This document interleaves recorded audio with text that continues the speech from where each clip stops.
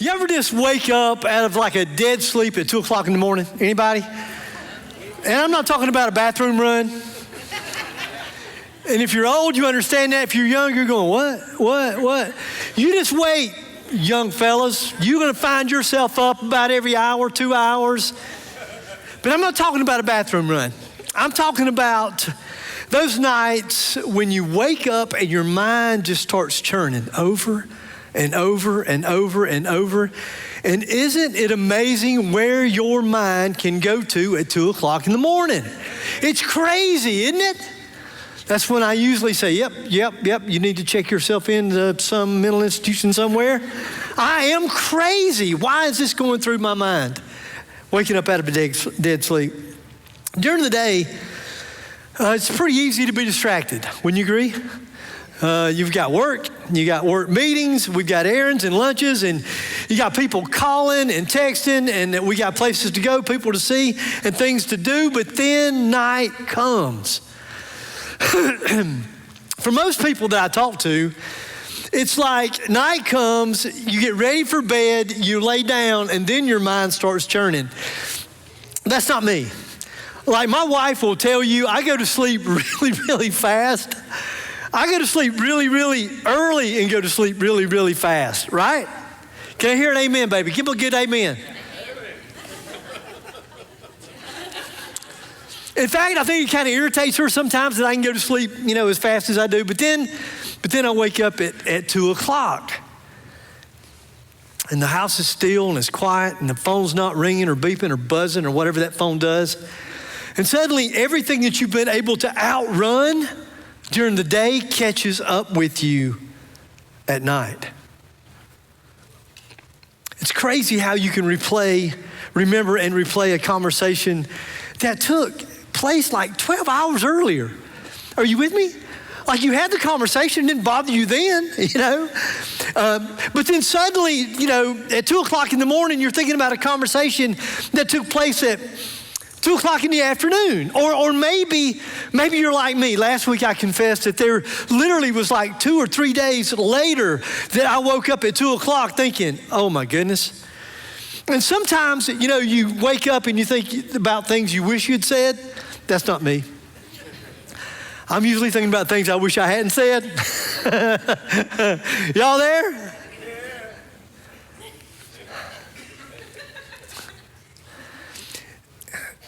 You revisit a mistake that you made years ago.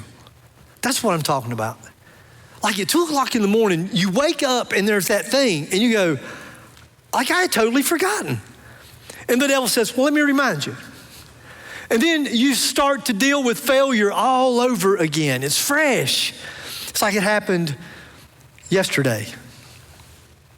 You start worrying about your kids, your health, your finances, your future. And have you ever noticed that problems that were like manageable at 2 o'clock in the afternoon are suddenly overwhelming at 2 o'clock in the morning? And it doesn't make logical sense.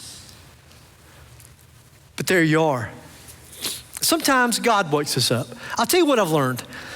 Processing this message, I've learned that God generally wakes me up at 2 o'clock.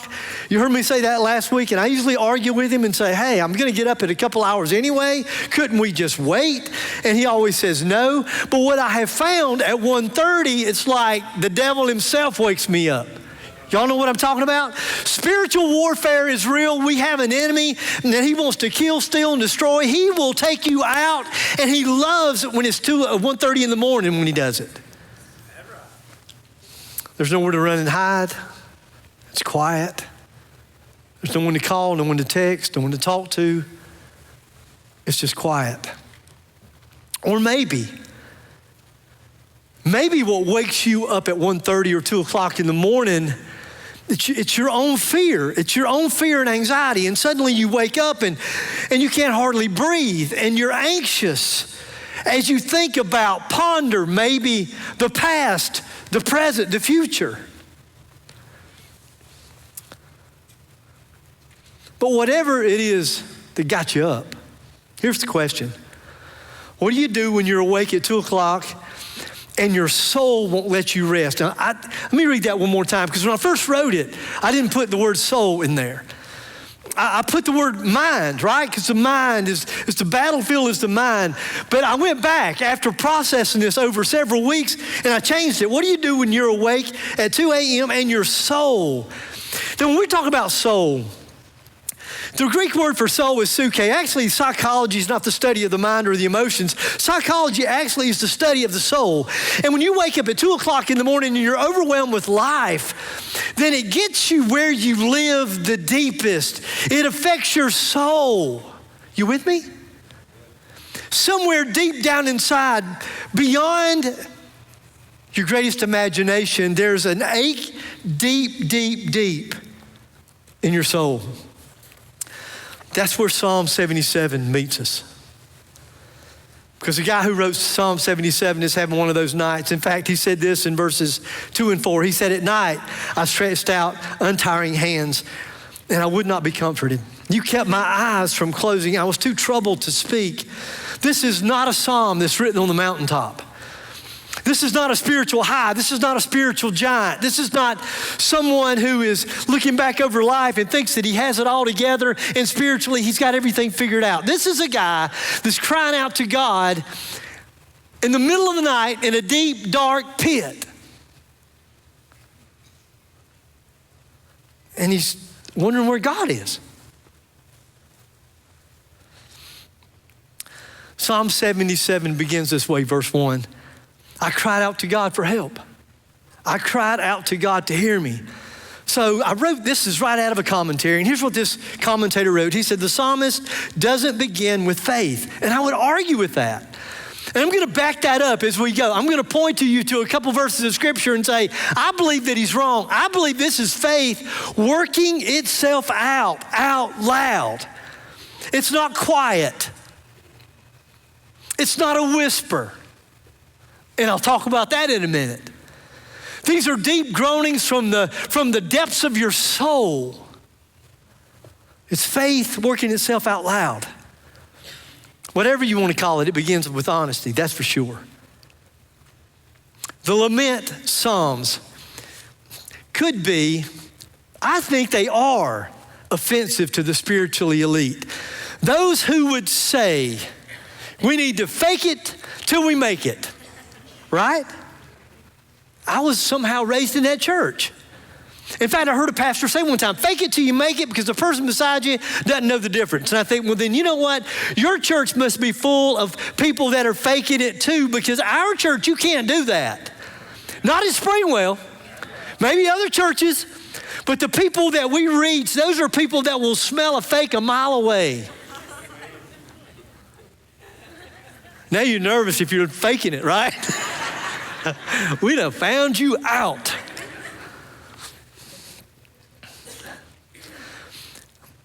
The writer of the psalm, one thing is for sure, he ain't faking it.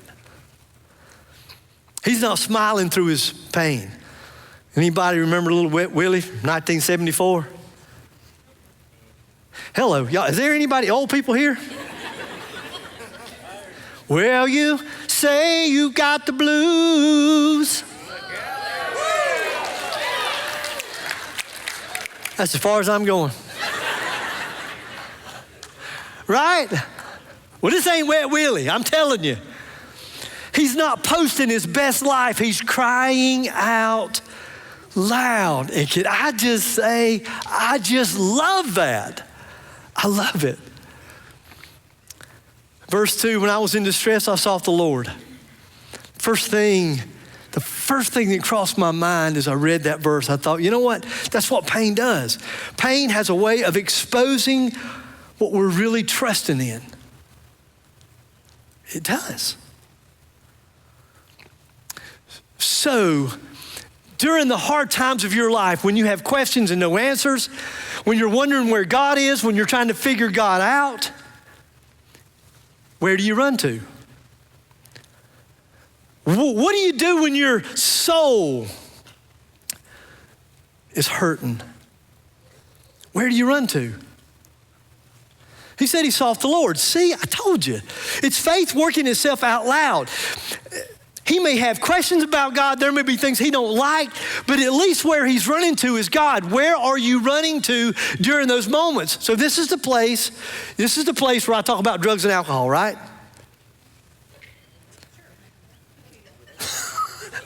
Y'all should see how you look right now. You go, I'm not saying anything.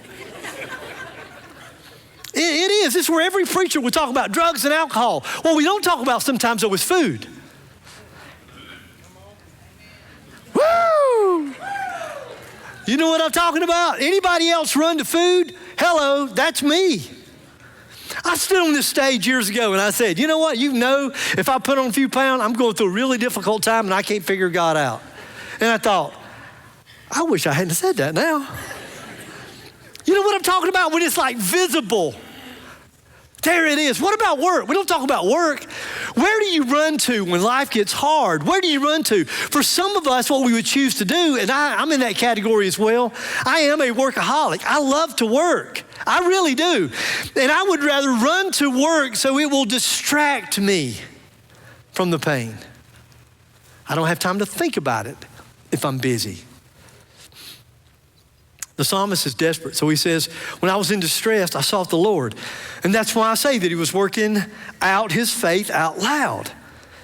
He's still talking to God through it all. And he says, at night I stretched out untiring hands and I would not be comforted. He's emotionally and he's spiritually just worn out. Have anybody here this morning that would say, man, I'm just tired. I'm tired. I'm tired emotionally. I'm spent with all the emotions and the different things going on inside, and I'm praying, and I got to be honest, I don't know where God is. I'm emotionally tired. I'm mentally exhausted. And spiritually, I'm just worn out. Then he says this, I love this. This verse, it's just awesome. Now don't read it too quick because we do that. Sometimes Christians, sometimes church people, we just read the Bible. I'm doing my daily Bible reading, y'all with me? And so we just read over things, we read it way too quick, and we don't stop and think about what this actually says. And here's what he says, I remembered you, God, and I groaned. That word groan got me. It just did. It caught my attention. I thought, what does the word groaned, what does it mean? So I looked that word up. And here's what I read. I read that the word conveys deep emotional and physical distress. Not a quiet sigh with an audible, visceral expression of anguish. So folks, this guy is groaning out loud to God because he can't figure out the gap between God's character and God's actions. And I love it that he's groaning. I love that. So I had all these mental images because that's what I think. I think in terms of pictures, I did really, really good with the book, See Jane Run. I like the pictures. I do well when I have pictures, you know. The book's that thick, but most of them are just pictures. I do really well. So I had this word picture. I had this picture in my head of this guy going, I'm thinking about what's his hands look like, you know? You with me?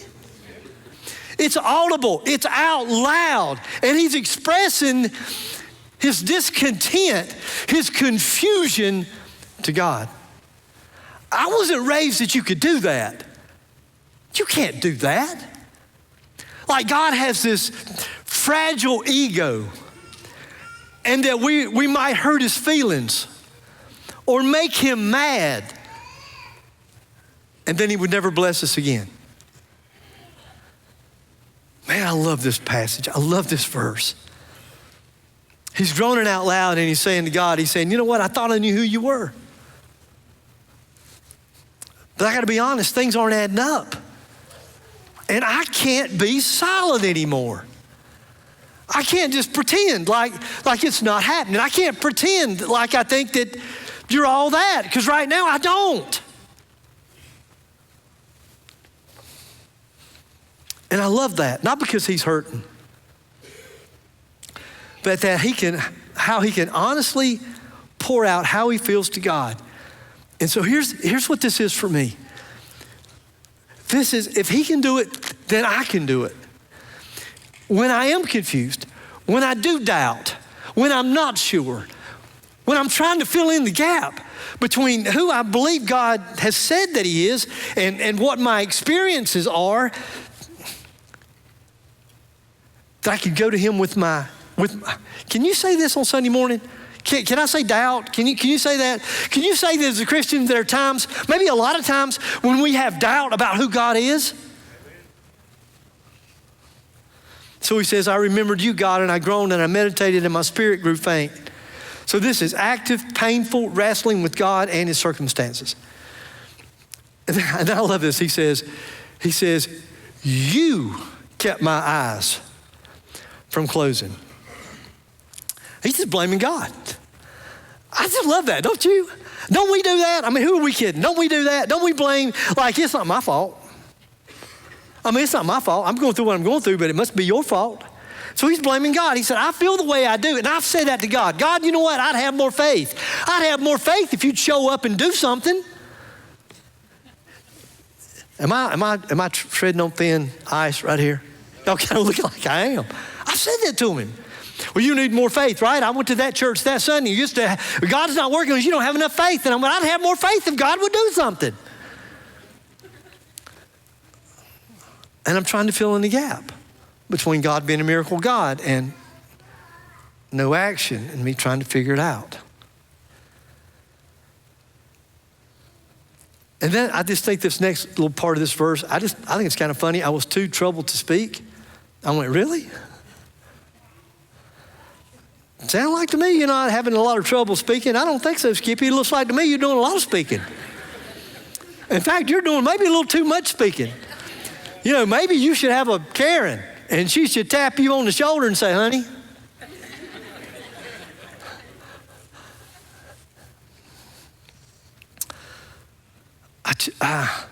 He's having a crisis of belief.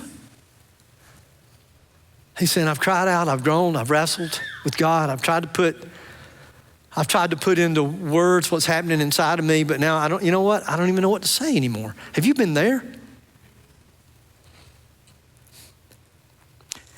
He hasn't outrun faith.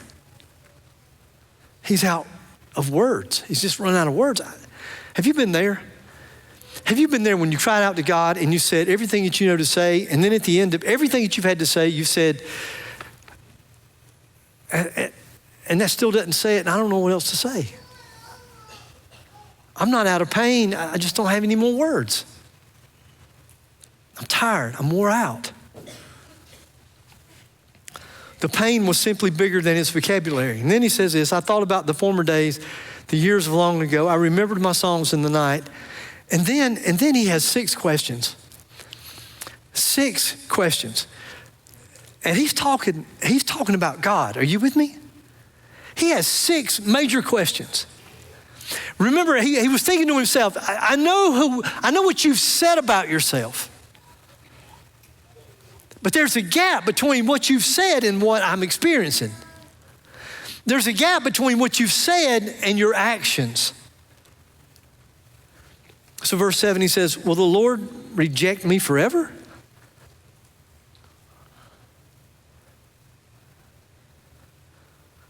Will he never show his favor again?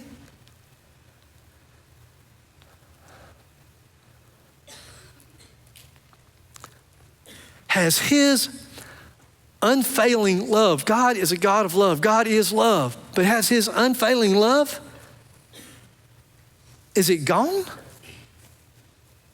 I've been there. I was there, 10 years old. My dad died. And it wasn't just when I was 10, it was 11. And it was when I was 12 and 13 and 14 and 15. But I continued to, the few times that I would talk to God, I would say, God, how, you say you're a God of love. How does a God of love take a 10-year-old boy's dad away from him? That does not sound or look like love to me. And the churchy answers aren't good enough. I have questions. Has his promise failed? For all time, has he forgotten to be merciful? Has he in anger withheld his compassion? Boy, I've been there. It's a dangerous place to be. When you question his love, when you question his mercy, when you question his grace. When you don't want to feel the way you feel, you got just enough of something in you, Holy Spirit, hopefully, and you know that there's, and that's where your soul aches. That's when you hurt somewhere deep, deep, deep down inside, and you can't figure out the gap.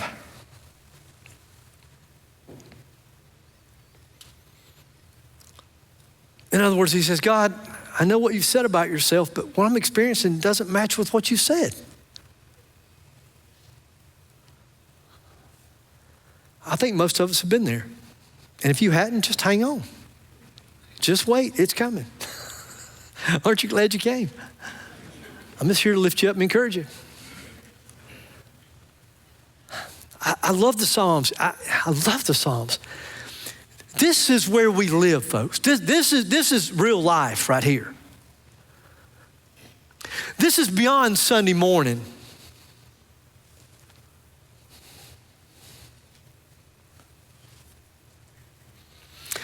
We may not say it out loud, but when life hurts long enough and God seems silent long enough, we start to ask questions that we never thought we'd ask. And maybe we say, God, can I really trust you?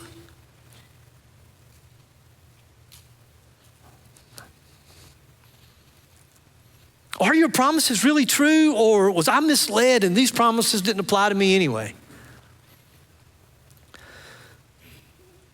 So, I'll never leave you nor forsake you. Was that like not for me? That was what? Just for the children of Israel? Was it? Maybe some of those promises were they for the disciples, but they're not applicable to my life? Is that really the way it is?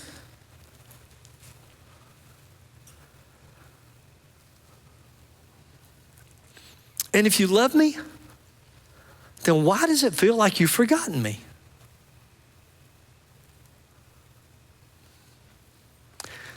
And I'll tell you, because being a pastor, I'll tell you where I've seen those questions. I've seen them in hospital rooms. I've seen those questions at funerals and during divorces. I've seen those questions after relapses. After relapses. When there's someone that's overwhelmed with guilt and shame, oh my gosh, I messed up again, I can't believe I did it. And then suddenly to say, God, where were you? I can't, God can, I think I'll let him. Lord, I was trying to let you, but where were you?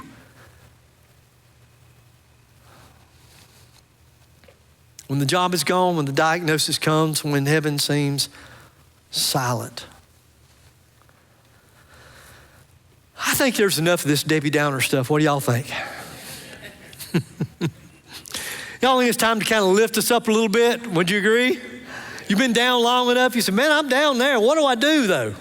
Like, what do I do when I feel abandoned by God and all alone in this world? I read this in my studies that I thought was absolutely awesome.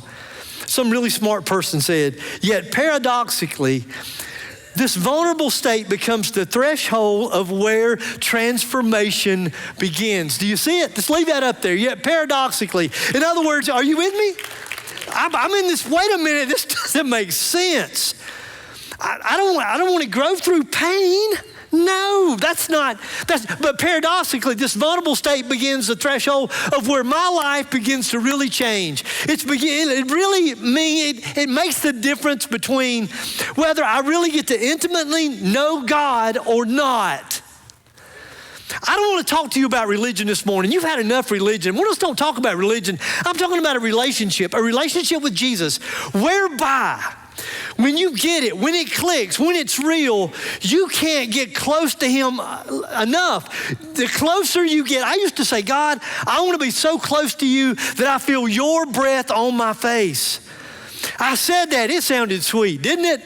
Kind of romantic, woo! I just thought God said, that's my boy right there. But you know what? I didn't know what I was asking for. He said, yes, that's true. And you love me during the good times, but let me take you through some deep, dark weeds of life.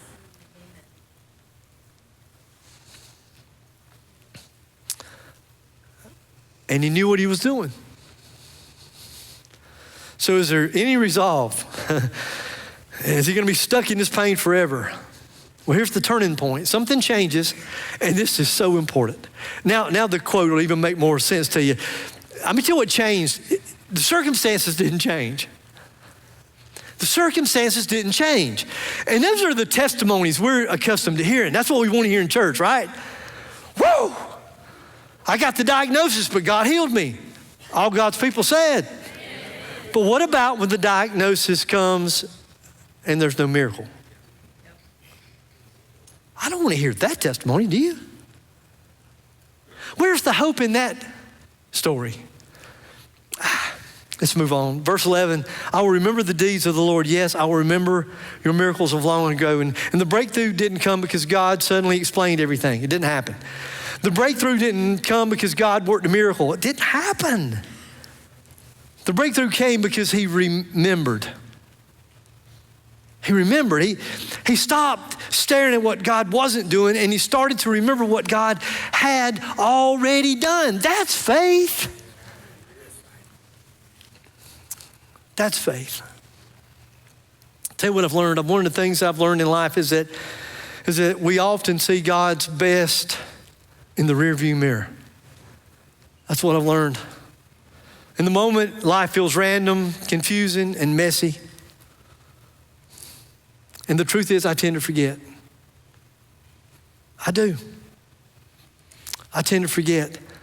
If we're not careful, one moment of blurred vision can erase all the mercy and the grace of the past. Did you hear that? Let me say it one more time. If we're not careful, one moment of blurred vision can erase all the mercy and grace of the past. It's so sad, but it's exactly what I've done. I've done it. I have been there. I have wallowed in my own self-pity. I say, God, this is where I am. Are you ever going to do anything else? Are you going to show up? Are you going to work a miracle? Are you going to answer a prayer? Are you going to deliver me? Is there any hope? Is there any help coming? Is anything good on the way? And he'll say, son, just look behind you. Sir, look behind you. See, the psalmist, he starts remembering the Exodus. He remembers how God parted the sea and God made a way when there wasn't a way, and suddenly his perspective changes. This is what he says in verse 9. Your path led through the sea, your way through the mighty waters. Your footprints were not seen. Though your footprints were not seen. What a verse. Don't you love that? God was leading when nobody could see his footprints. You're not going to like this part. It probably won't be any class. He was moving even when it was not obvious. And that, friends and neighbors, boys and girls, ladies and gentlemen, has been the story of my life. There have been seasons. I wish I could tell you a day or two. No, I'm talking about seasons. I would have said, honestly, you're not going to want to hear this either, about a 10-year season. And I say 10, probably 12 more realistically. When I couldn't see him at work, I couldn't understand what he was doing. And looking back in the rearview mirror, he was there all along. Some of you young people, that's what breaks my heart for you. You haven't lived long enough, right, Karen? Tell them. See, we've lived long enough, and we look at each other right now. And when there's times when we're a little bit concerned about the future, we'll say to each other, one will be down one day, the other will be down the next day. We'll look at each other and say, but he's never failed us, has he? Has he ever failed us? We look back over all the years we've been on planet Earth. I know she looks like she's been on here only 40 years. I look like I've been here 80. But looking back over our life, no matter what we went through it. And God was there the whole time. He was there the whole time. When I lost my father at 10, he was there. All the years I struggled with abandonment, he was there. When I questioned my value, he was there. When I was, when I was learning recovery, I'm still learning recovery. I am committed with a group of guys that we will stay together for the rest of our lives. I pray you find that too. People that you can say, we're hooked together for the rest of our lives because we will never get it all figured out here. So we'll do it and we'll do it together. I was discovering his grace and his love on a whole other level. His footprints weren't visible, but his presence was real. That's what happened on the cross. I'm just going to read through this. Jonathan and I don't like doing that. We don't like sticking to our notes. We like being able to move around. That's our insecurities, quite honestly, for both of us. We're afraid that if we read too much, we won't appear to be very smart, but y'all already knew that, so we didn't. That's exactly what happened on the cross. On Friday, everything looked lost. The disciples couldn't see the footprints of God. They couldn't see where he was leading. They could find no good purpose to his action or what appeared to be his inaction. Jesus was crucified. Hope seemed dead. Heaven appeared silent. But that's when God was doing his greatest work. Since the beginning of time, everything led up to this point. What looked like defeat became victory. What looked like death became life. What looked like abandonment, this is my sentence, what looked like abandonment, watch this, what looked like abandonment became redemption. Are you with me?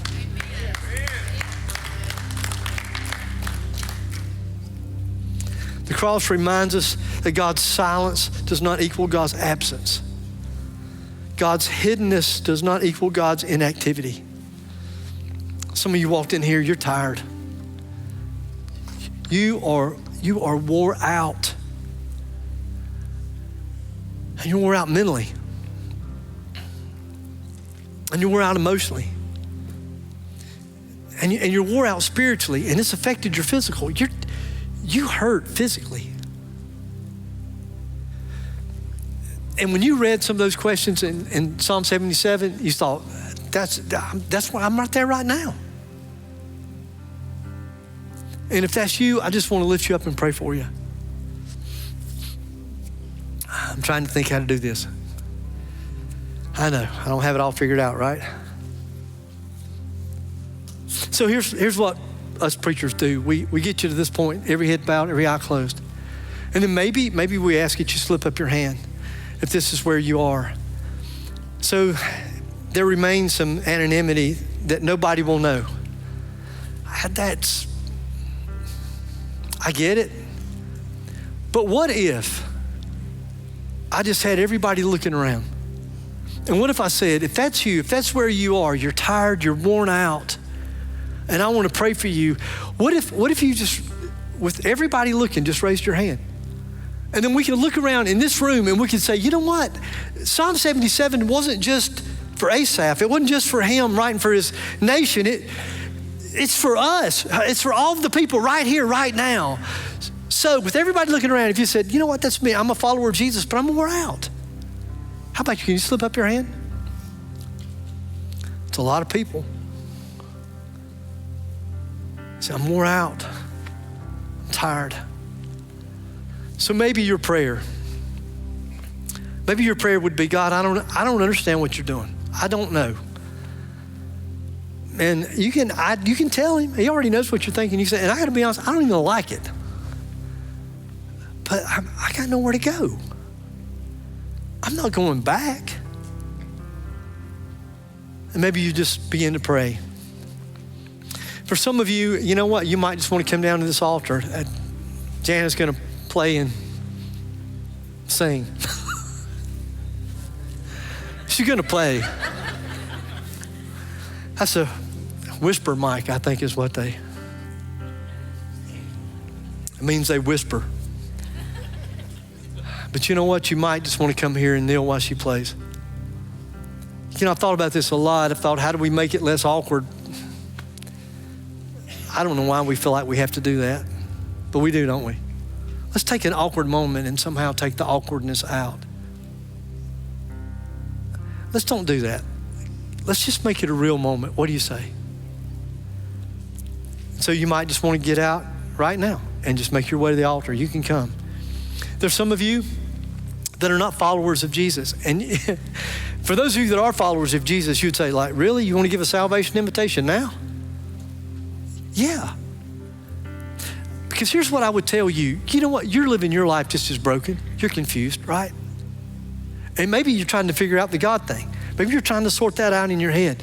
But listen, here's what I can tell you. For those of us, even these kneeling right here, you know what we'd all say to you? I tell you what, I'd rather go through it with Jesus than without. I'd rather go through it with God, even though sometimes I'm confused and I don't like what he's doing and I'm confused about the gap. But I tell you what, I'd rather go through it with him than without him. And out of your brokenness this morning, if you would say, you know what, you're right. I don't want to do this life alone anymore. And if that's you, you're not a follower of Jesus, but you'd like to be, then there's no magic in my prayer, please. It's your willingness to fully surrender your life to Jesus. So if you're not a follower of Jesus, maybe you'd pray a prayer something like this. Maybe you just say, God, I need you. I am a broken mess and I need you. I don't even know why you'd want a broken mess like me. But I feel you drawing me. What I feel right now is a God moment.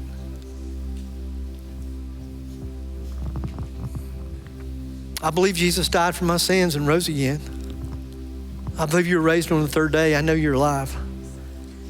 So all I can pray, my prayer is just forgive me, save me, lead me, help me.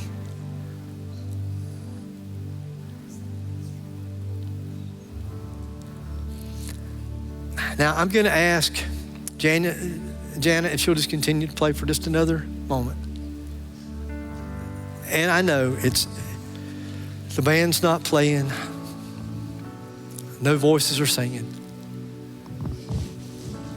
But if you just need to come right up here and just kneel at this altar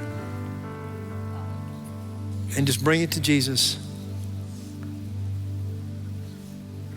we'll wait on you to come.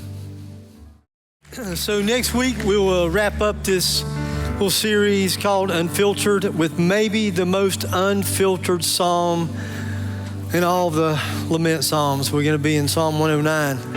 And if you go home and read that, you're probably going to say, I got to go back next week because what in the world is he going to say about that? I love you. Thank you for allowing me the privilege to be able to step in and still get an opportunity to do this.